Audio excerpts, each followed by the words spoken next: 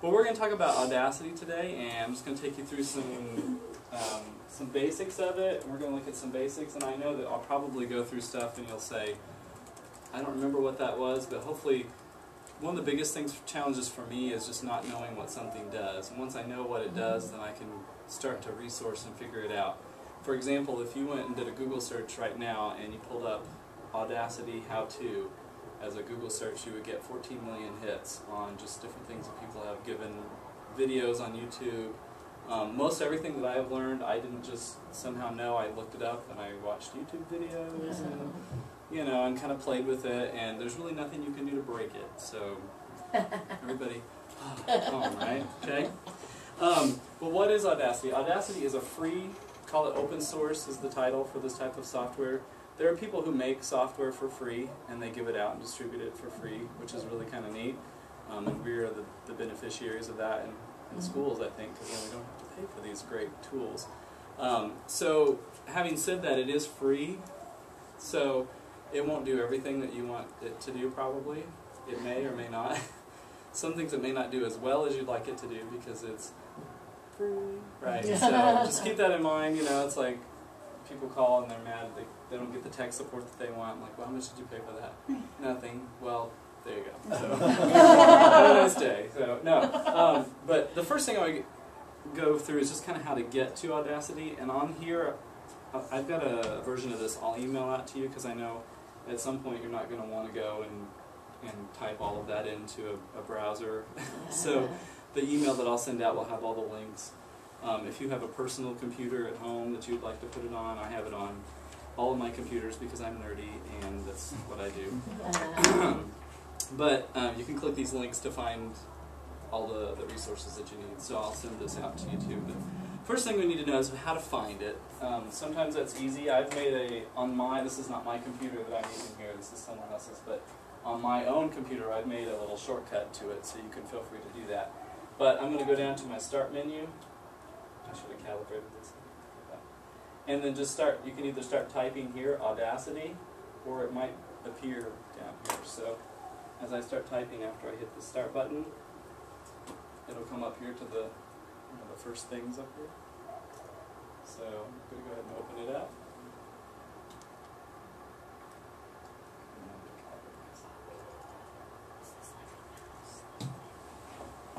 And I am recording this too, so we can access it later on. If you, I'll put it up on YouTube, so if you need it, you can see it there. Okay.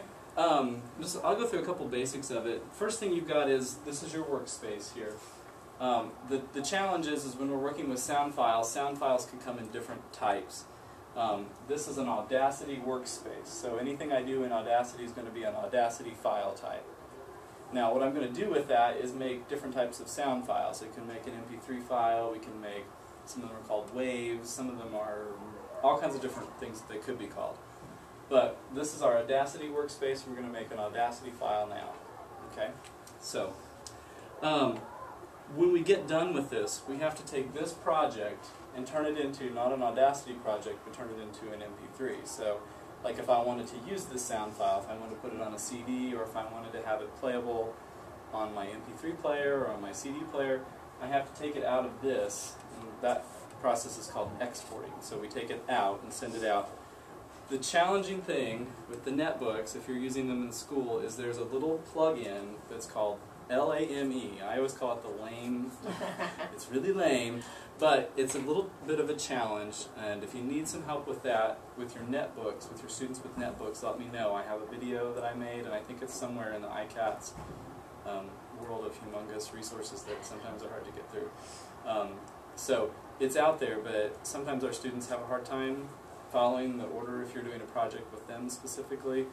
A lot of what I'm going to focus on today is how we can use it, but I'll also kind of throw in some of those ideas for how students might be doing this as well. Yeah. It's When I went through that lane process, it blocked me. I had to have a tech come out and actually unlock mine for me. So yes. I don't know. I know. I'm just letting you know. I did it today on all of these netbooks that I brought in, and it worked fine. So maybe they've fixed Maybe they that. unlocked everybody's because of Yeah. yours. Yeah, are the tasks for that. So, but no, yeah, it is probably the most frustrating thing to get your kids to do because, you know, like half of them don't listen or half of them do listen, and they're like, what am I clicking on? And they're in all these folders, and you kind of have to dig in and find folders, and it gets a little stressful. But the good thing is once they do it, you don't ever have to do it again. So it's this little program, and has to go find it. Okay, so that's my only, again, it's free. So I'll go back to that a couple times.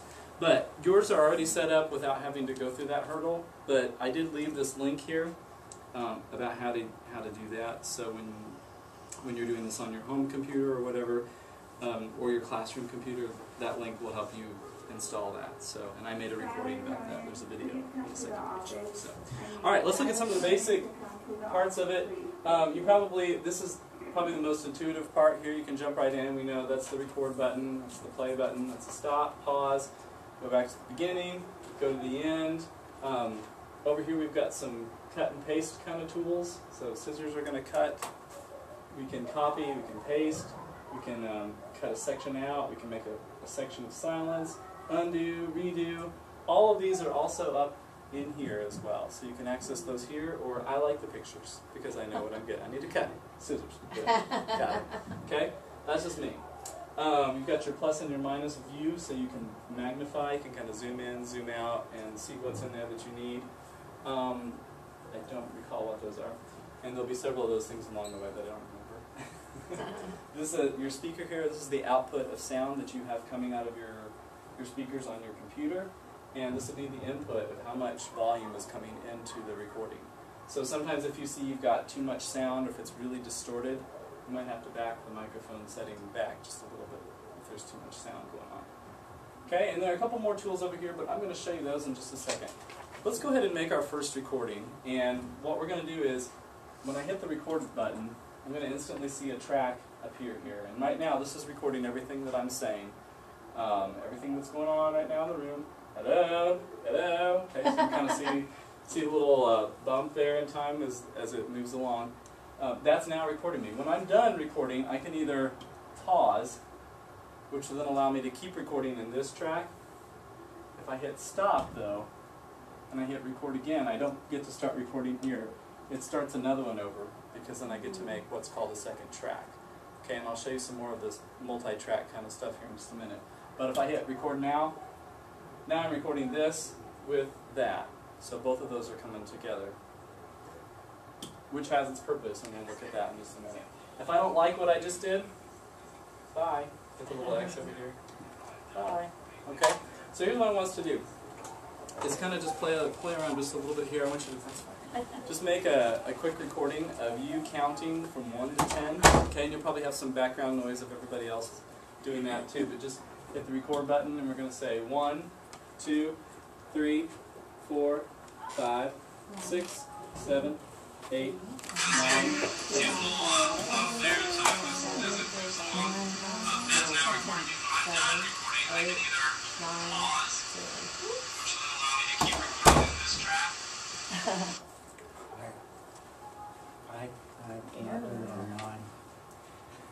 Oh, you don't have lame on yours.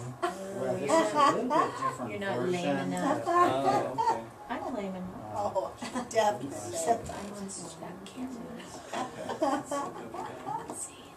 And then let's go. That's okay. I always thought it. Preferences. Oh no, I paused. I paused too.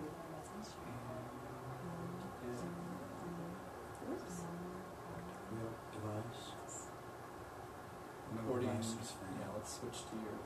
Okay, do I need a microphone? Yes. Okay. You have one on yours. So, I does it usually? No, I didn't have one. I mean, I would, okay. I would have to plug one in. Okay, that might be Okay, right. that's fine. I'll just, okay. And feel free, as we go through, to take notes, write questions, stop me as we go along. I should have mentioned that. But, feel free So to these have, write down. these have built-in microphones on? Yes, the netbooks do have the built-in microphones, so it makes it a little bit easier for the students especially to record. Okay, now, what I've done is I've recorded my numbers 1 through 10 here. I'd like to go through and remove one of those numbers. So I'm going to take my mouse and I'm going to click right here. to here. I've now selected, I don't know what number that is, maybe 1, 2, 3, 4, maybe that's 5. I don't know what it is. But I'm going to cut that out. So I've selected it now, and I'm going to go up here to the scissors. That number is gone. So if I go back and listen to my recording, 3, 4, 6, 7, 8, 9, 10. Okay? Now, if it didn't time exactly the way you wanted to, if maybe you got a little bit too much out, of course you can undo it, put it back in. Maybe you just want this section. You really don't want any extra space in there. You can zoom down in. I can see that number all the way down to this level. See, I've taken that one number now and spread the sound out over, I don't even know what this measurement of time is. I don't know what that is. I'm not good with math. But I could shrink this down to really small increments and take out just a tiny little piece like that. What's neat about this is, like, if you have something, like if you've recorded a concert, if you recorded something and maybe there was a sound that you wanted to take out, if you can zoom down into this level, and I can even go more. I mean, look, this is insanity. I don't even know what that is. But you could zoom down this close and get that person, like here's the person coughing. You could take that little cough right out. Just go in there. You could either cut or you could turn it to silence. Okay? So that's a couple quick little tools you can do there. I'm going to undo that and take this back out.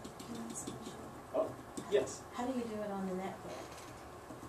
How do you take out the sound like that? Well, yeah, because it's not cutting. If you press pause, it won't, is what I found out. You have to press stop. Yes. Yes, I had to go back. Yeah, you always have to hit stop to do any editing to your audio. That's one of the tricks that always throws me off. And I'm like, what is it? It's not working. So, yeah, always have to hit stop. Now, let's say I wanted to take this, though. I wanted to copy that, and I want to stick it down here at the end. So I've now gone down to the end of my track, and this is my paste button here. So now I have that number down at the end. So I could take that out, too. But And how do you know what it is? That's what what I would do normally, I would know exactly what I needed to copy and cut, because I would listen to it. Oops. Well, let's go back to the beginning. I would listen to it and find that point. So you would use the numbers to track where it is? Yeah. Okay. And just kind of know, like, oh, it was out about 4 seconds is where it happened. So, and you can kind of dig down in with the numbers and get real specific if you wanted to. So we're going to say 1, 2, 3, 4, 5, 6, 7, 8, 9, 10, 5.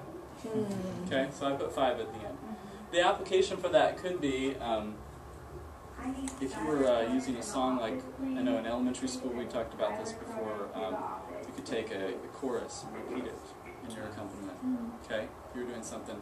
I did this a lot at Bossy, and when that track that I sent to you today, there was a whole section of just going on at the end on this kind of pop song, and I was like, we're not going to go on and on at the end, because we didn't have kids that could do it, and so I just kind of did a little fade out. Okay, so next thing, I'll show you that. If we go in the Effects tab, we have all kinds of things that we can do to this sound. So I'm going to select a part of this sound. I'm just randomly picking something. I'm not really thinking about it too much here. I'm going to go into these effects. I could do several things here. I could amplify it, make it louder, play with the bass boost. I could change the pitch and change the speed. I could change the tempo. Now, for us as musicians, we understand tempo versus speed, I think. If you change the speed, it will actually change the pitch as well. It'll make it sound like, okay? And then the tempo will actually speed it up without changing the pitch, which is pretty awesome. So you could slow it down or speed it up just a little bit. If you had something you were trying to use, like, oh, it's just too fast, I need to slow it down. So you could do the change tempo with that. Again, these are all, they're decent tools, but again, it's free, right? So they aren't going to give you studio quality, but it's going to be pretty darn good. So for the purposes of what I ever needed it for, I always thought this is pretty good. So I don't know what hardly any of this stuff is except fade in and fade out. I like those. So let's say I want to fade out. I would take my concerts and put them into Audacity, and I would make like a recording, you know, like a professional type recording of it, and at the end of each song, when the applause started, I'd have it kind of just fade out at the end of the applause, so you don't have to hear like, you know, or sometimes there was screaming, so I would like, fade out, so fade out.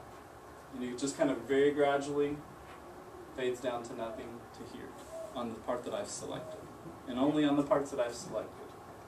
So, let's go ahead and take a second here, in about 2 minutes, and just kind of, I'll let you record some things in here, and then play with some effects that you might think about using, whether it be pitch change, speed, tempo, if you want to amplify it, bass boost, any of those kind of things. Go ahead and take a second, just on a single recording like this, and just kind of take a minute and play, and then I'll kind of float around if you have questions.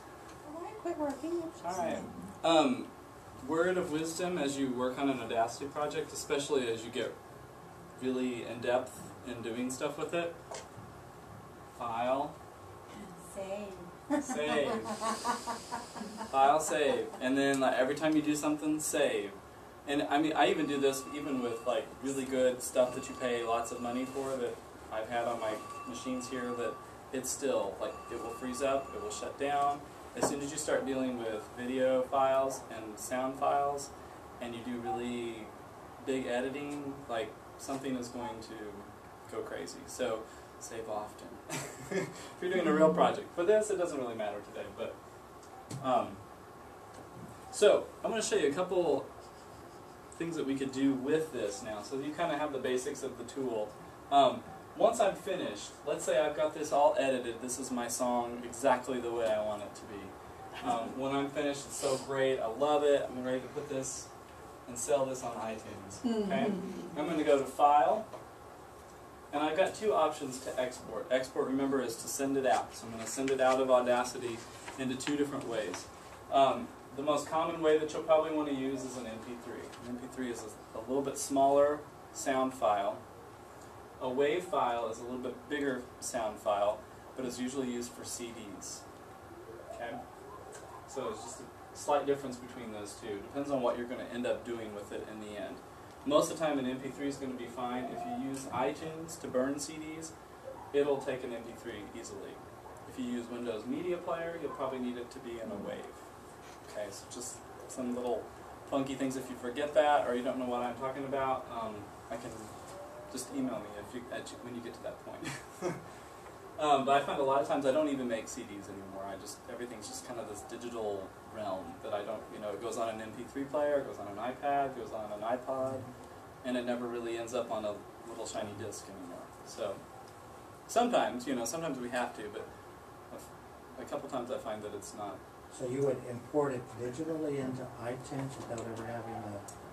No, I would just make it an MP3 and then take it over to iTunes that way. Okay, I wouldn't know how to do that. Okay. Well, I'd know how to do it if it were on a CD first, but Yeah. you can do it without that little step. Yeah. Okay. Yeah. So if I have time, I'll show you that. Okay. So let's take this out. I'm going to export this now, so I'm going to export this as an MP3.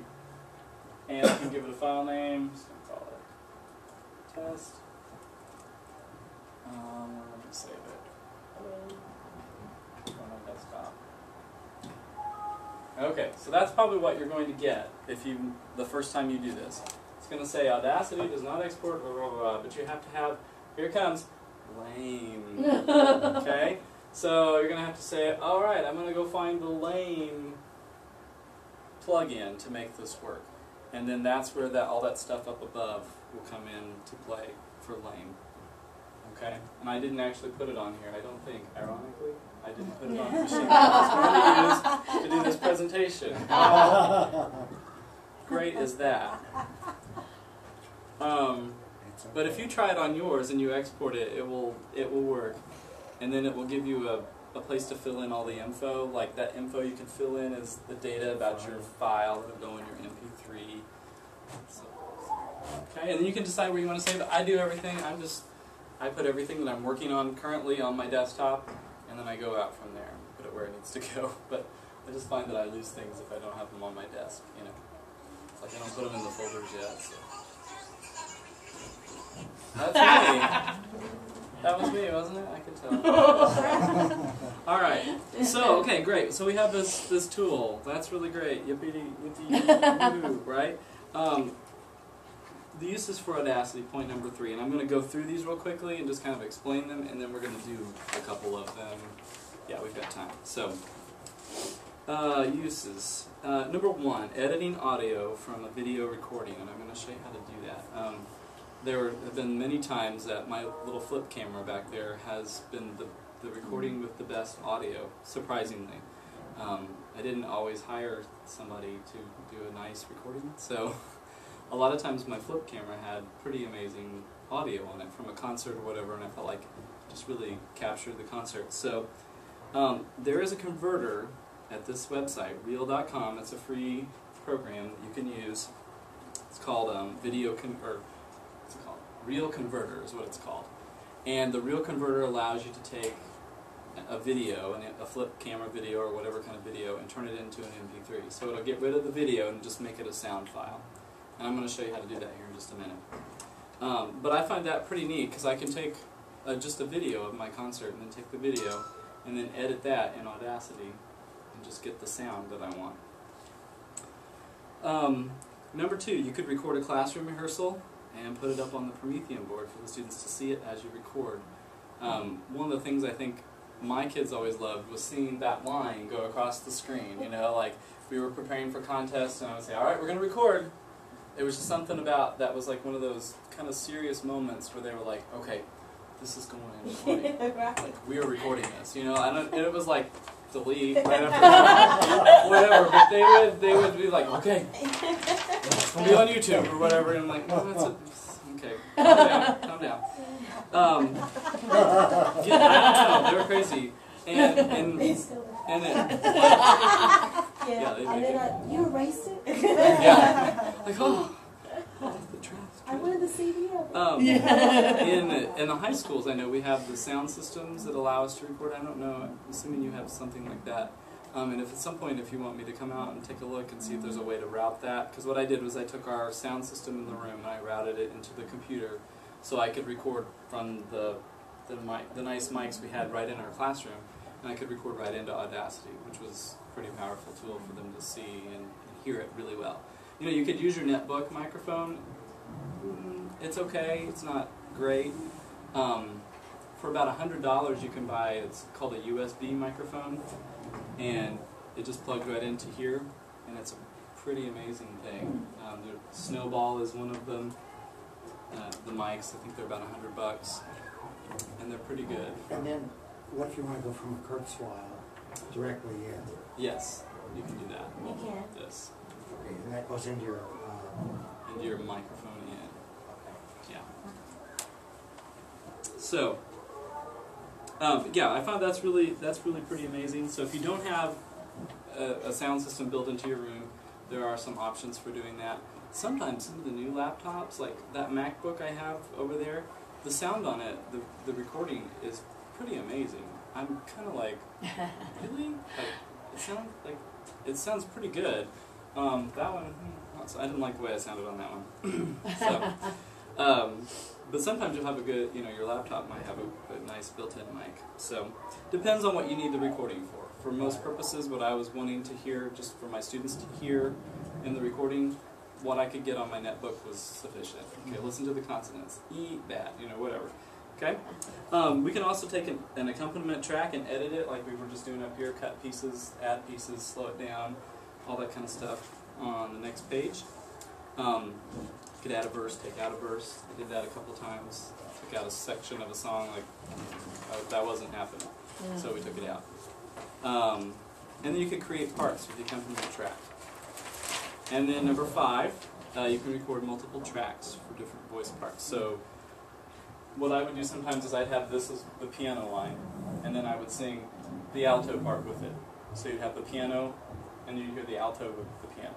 So they would hear if it was an accompanied thing. Or sometimes I would play the a cappella part, and this would be the a cappella piano reduction of it, and then I would sing the part with it, so they kind of heard it, the context.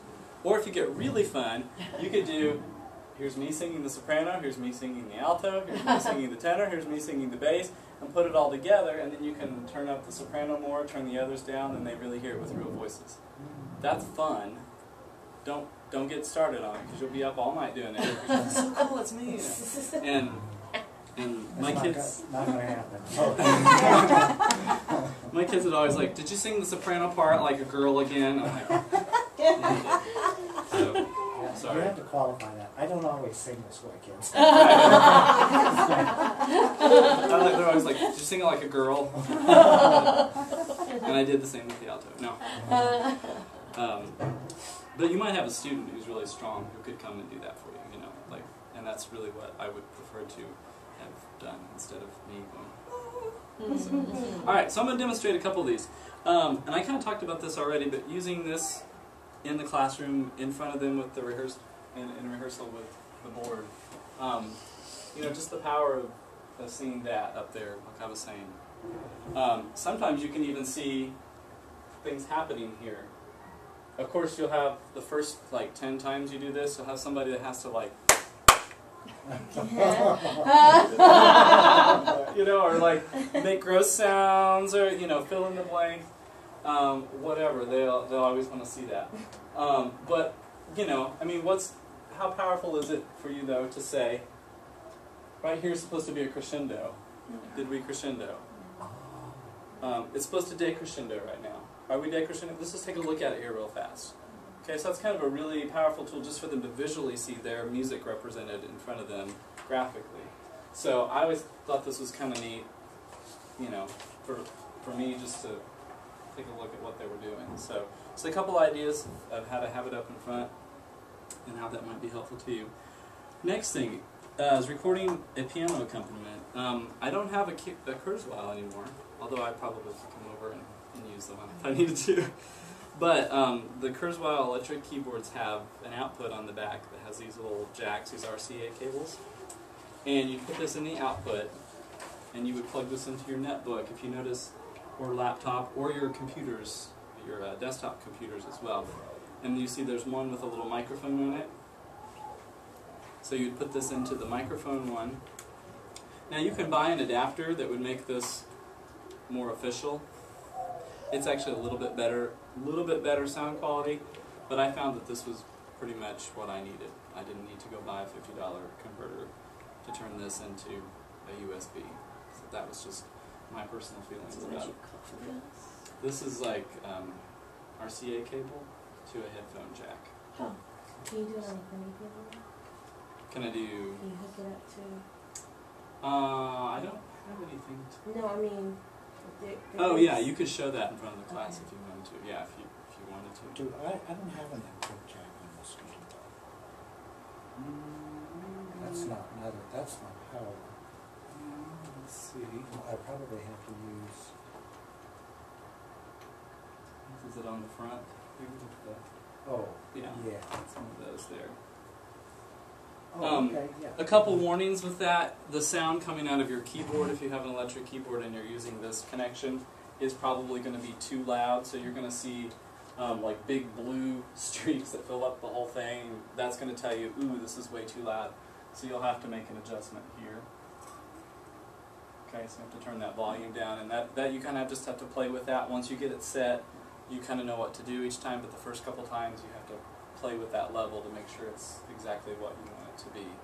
The other thing is sometimes Audacity doesn't know that you've switched from, like on your netbook, it's using your microphone. If you've plugged something in, it doesn't automatically know to switch to what you've plugged in. So you have to go into Edit. Just know you have to find the preferences. So I forget which one it's in. So I always open all of these until I find, I'm like, where's the preferences? Oh yeah, it's an Edit in this one. And then in the Mac, it's in some other place, you know. So, but I go to my preferences, and it's going to ask me, the first thing it asks is the audio input and output, I and O, if you ever see that with audio equipment, I and O. Input is your recording, so I would switch that from my device from the input that's there to, oh gosh, this one has a lot. Yeah. So, and I don't always know which one to tell you that yours will be, but you'll have to guess. Usually it's called line in. On your desktop computer, it'll be called something line in. So when you switch to that, it'll go to the line in, so whatever you're plugging in. And this could be a tape player. I mean, you could take a tape player. I've done this a couple times too with old tapes that I can't play anymore. Like I don't hardly have a cassette. All of the cassette players that I own now are dead. So I don't know how I would do this, but if I had one functioning one, I could take the output from there, plug it into Audacity, and I could preserve that digitally if I wanted to. So it's a thought. If you have some things like that you really don't want to lose, so that doesn't cost anything extra. All right, so I would change that to the line in, and then it'll switch. Now don't forget that you've switched it, because the next time you try to use your microphone, you'll say, the microphone's not working, okay? Because I've done that a million times. So I would switch that. I'm not going to do that now, but just know you look for your preferences and switch the input to your computer, and then you can take anything and send it in. All right. So that's one way you could get your piano accompaniment in. If you wanted to, just set it right next to the piano and play it. That'll probably work too. I mean, it depends on, again, what is the destination for it. Do you want it to be used in a performance? You probably don't want to set it on the coffee table and play it, because it'll sound like, mine will always sound like somebody screaming and crying in the background. Get that! You know, so ask some of the bass and tenor students from the honor choir this year. They'll tell you there were kids. I was like, I don't know what else to do it. Screaming and stuff. So, all right. So let's do some multiple track recording here real fast. This is really fun. I love doing this. So let's say I'm going to record myself singing a note. La. Okay, that was really horrible. I don't want that beginning part, so I'm going to cut that out. Let's hear it. And that didn't sound that bad, I don't think. I think it was great. Okay. Now, if I want to add to that, let's say that's my soprano line, or that's my bass line, or my tenor line. Remember what happens once I hit stop, it's going to start a new track for me. Okay, so this is kind of like how they do it. You can be like, I'm on Hollywood now, you know, you have the headphones and be like, oh, there's all this stuff. Because you get to add more to that. But if, let's say you push stop, but then you want to go back later to record on that track, can you go back and do that? You're done. You're done with that track. Yeah. Okay. The trick is you could do another track and then start here and pick up if you wanted to. That would be the only workaround for it. Okay. Yeah, that's the unfortunate thing. I wish you could go back and edit on that one again. Okay? So, okay, I'm going to call that one, I'm going to name that one. It's called, so let me do that.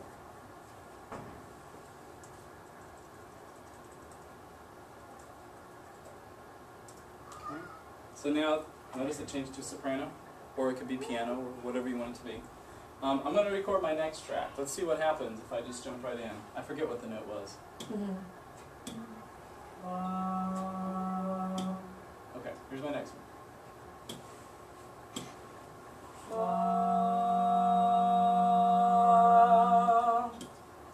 Okay, this is probably going to turn out a little bit better on here. What's going to happen on your netbooks and your students, if they do projects with multi-tracks, the microphone is right here and the speakers are right here. So on the second track, it's going to pick up the sound coming out and you're singing. So the sound coming from this first track is going to be doubled. And you might have noticed that as you were playing earlier, that sometimes it gets really crazy loud and distorted. That's what's happening. It's picking up this and it's adding it here to what you're also adding. And if you do a third track, it's going to pick up this, and add it to that, and it's going to get really crazy. So the cure for that is headphones. After you've done your first track, you've got to do the next one with headphones, or it will record this and you at the same time. And how do you do a count off or something so the next track is, you can line it up? Yeah. So yeah, you could actually do, 1, 2, 3, 4, da, da, da, or whatever, and then guess what? Cut it out. Cut it, yeah. Cut it. It's no longer there. I think there is a metronome feature. Yeah, you can do a click track. I haven't been real successful with the click track. I can't get it to stop. So again, I called support and they said, it's free. So, okay, so now I should have my my tonic and my third. Let's see if I've got that. Okay. I like doing it. I like take the whole acapella thing and I sing it myself. But, you know, and there's value in that too, I think, because then as I've done this now, I have sung through the entire song, every single part, which, you know, we should be doing anyway. But here's a way that it's also useful, because now I can take those parts and I can give those to my kids. And I've also been through all of them myself. Let's say, though, I've got my soprano and alto, and I'm making this more of a soprano part. What I can do then, and I want the soprano a little bit more pronounced than the alto, I can take this little gain button right here. If I pull this back, this one should be less, and this one will sound more. I went too far. But it's a little kind of, you can play with it a little bit, you know. So, I need a little bit more. Okay, so you hear this one a little more than this one. Then I can take this, just like it is, export it, call this my favorite note, soprano part. Okay, and then I can switch it. Take this one down, turn this one up. My favorite note, alto part, export it. So now I have created, so you hear the other one, but this one's more pronounced. Okay? So I find that's a pretty helpful tool, especially with learning parts. Any questions on that? That's kind of a lot to digest. When I recorded on mine and then I opened my file, when you put on the file, it opened it up and it was then all of a sudden 10 files. And I don't know. And then I'd try to play it and it would either go boop, or it would be just so it couldn't play this. You wouldn't? Okay. And I'm not sure One thing what that I was doing. could happen, let me save this real fast. Save this project. And this is telling me what I'm working on is going to be just like this. In other words, I haven't created a sound file, I've created an Audacity file. So I'm going to say OK. And let's just call it test. Save to my desktop. Let's go to my desktop here. Here's my test. What's going to happen, and oh, this is really good. I'm glad you brought this up. I don't know if this is what happened, but this is sometimes what happens. Here's my test file. It also creates another folder called test_data. And that's where all of the sound info is. So like it keeps all the data in here, but the project is here. And you have to have both of these, and they have to both be in the same place to make it work. If you took this and you said, I don't know what that is, okay, and you try to open that, it's going to be like that, or sometimes it will open, and it'll give you craziness. The other thing is, even if you just moved it, you said, I'm going to put this in my documents, and or you move this and put this into documents, and you try to open it from there, it's going to say, wait a minute, where's my data? I don't know where it went. So it's going to flip out, and it's not going to work correctly. So I don't really need that. That's the only thing I could think that might have been what happened there. I'm not 100% sure, but got that. All right, let's edit an accompaniment track. On your desktop of your computer, I put a folder on there that said Audacity for music, something. Jeff, I need to sign. Student. Just put student. Yeah, if you ever have students who are using a netbook and they can't get on with their login, they can put student as the username, student as the password, and it can get them right into it, sometimes a little faster. I don't ever know why that happens, but the kid's like, I didn't do anything. I don't know, I just didn't. Yeah, okay. Sure. So. Oh, I have to. One time we figured out how to turn the screen upside down. We did that to the exact Oh, It's pretty fun. Yeah. oh my gosh. Then they fixed it. They wouldn't let us do it anymore. Oh. Oh, goodness. Well, we're going to take, in that folder, I think it's an Audacity Workshop files or something like that. There's a Frerage in there. So what we're going to do with that is we're going to bring it over into Audacity and we're going to edit that together. There are several ways you can do it. The easiest way, I think, is to kind of minimize it and yours might look like this when you minimize, but just kind of shrink it down. There she is. Okay, so there we go. So, and let's say what we want to do with that is it's too short, and I want to add the song once more. I want to have her singing it twice in my recording. So I've got Frère Jacques here. I'm going to take it, there are two ways to do it. I can take it, oh yeah, because this is that. I need to open it. That's my crazy one I just made. It doesn't like that. Okay. So I'm going to bring Frère Jacques over. It's importing it. Importing it means bringing it in, right? Where did you put it? What, I just click it and then drag it in. Frère Jacques into the was on words. your desktop, but I don't think mine was it?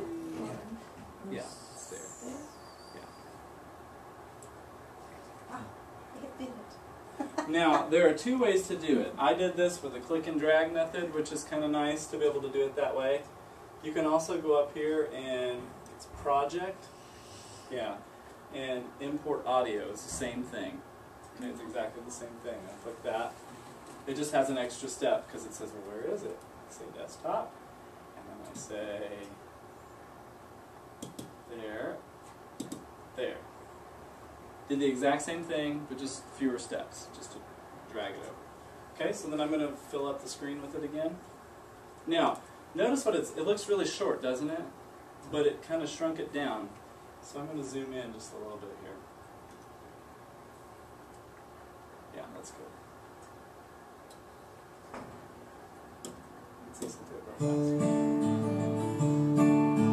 Frère Jacques, Sings here, right? Frère Jacques, dormez-vous, dormez-vous, sonna la mattina, den den dan, Here's the end of it. Frère Jacques, Frère Jacques. So I want to take this section right here. Again, if you want to get a really, and it's harder with the Promethean pen, you know how sometimes it's like, Yes. you know. It's not calibrated. So I feel like I'm being crazy. I like this mouse. Alright. This is definitely easier with the mouse. So I want to take that section where she starts singing to get this right there. And I'm going to go up to my tool and copy it. So I'm going to copy that section. This is going to be really crude. It's not going to sound real great, but if you want to zoom down, you can see. How did you spread it out? Or something? Oh, with the zoom tool Oh, here. okay. So if you were doing like a really serious thing here, you really wanted this to be good, you would zoom down in and get it, really accurate. So I'm going to copy that. Sorry, folks. I know. I forget where she stopped singing. Where she stopped singing, is it here? Ding ding dong. Okay, so ding ding dong. Here's the end of it. So from here, I'm going to paste. See what happened? I just took that section that she sang, and I went to the end of this, and I pasted it. Now, we as musicians are going to be bothered by this a little bit, because we're going to notice that the timing might not be right. Like, here's the beat, right? It's going to do that kind of thing. So that's when you really have to zoom down in, and you can, we can see it, I think, more than most people would see it. We'll see the beat even in this. You can kind of see where there are measures in it, and you can kind of see where her words are falling and all that. So I think we would be more meticulous and concerned about that than some. So let's see what we got here. This probably isn't great. Morning bells are ringing, ding ding dong, Frère Jacques, Frère Jacques, dormez-vous, dormez-vous, sonna la mattina. Okay. So now I have to deal with the end if I wanted to. If I was really editing, I'd have to make sure that what happened at the end here, like, I don't know, to really work on that. But you can take those pieces and cut them and paste them and put those together. Like the video that I took with my flip, and I'm going to show you how I turned that into an audio file. So right here, this is the video, right? If I open this one, I get an MP3 file now. Same thing, it just took the audio only out of that. Okay? This is where that converter came in that was on the first page, reel.com. And this is about the only thing I use from that. The rest of it, I don't really use. I think it might be on Your machine, Vicky. I saw it the other day. I think it's already on there, but you'll see it somewhere. It's Real Player Converter is the name of it. And what you do is when you open that up, you'll get this box that looks kind of like this. And then you'll take your video, just drag it into the target, and say, just kind of follow, read down. So add, convert to MP3 audio only. He's still working on me. It may not have that. You can convert it to all kinds of things. If you want it to be something for an iPhone, an iPod device of some sort, Xbox, I don't even know what some of that stuff is, to be honest. But one of them you'll see is MP3 audio only. So that's what I'm going to choose. And same directory as original, so where do I want to save it? It's on the desktop, so I'm going to have to put it on the desktop. And I'll hit start. And depending on how long your recording is, it could take some time. If you had a whole, like a 30-minute concert or something, it's probably going to take 15 minutes or so to change that. So it tells me I converted it. I'll hit OK. I'm going to clear this because this isn't my computer. Now I see he's still working on me, the MP3 file. So then I do the same thing with that I did with Frere Jacques. If I wanted to edit that, I would bring that song over,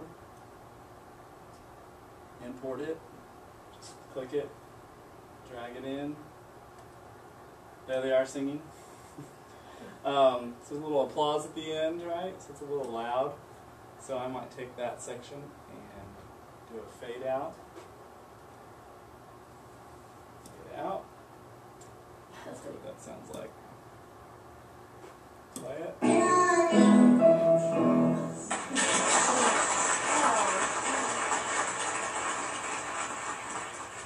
So see, that's a nice little fade out. And I don't know what it is. Oh, I didn't take it all the way out, did I? I should have gone all the way out. But if I made a mistake like that, then all I have to do is select it, cut it. Now that's gone. So then, once I have this done, then I'm going to export it. So I'm going to send it out and make it into an MP3.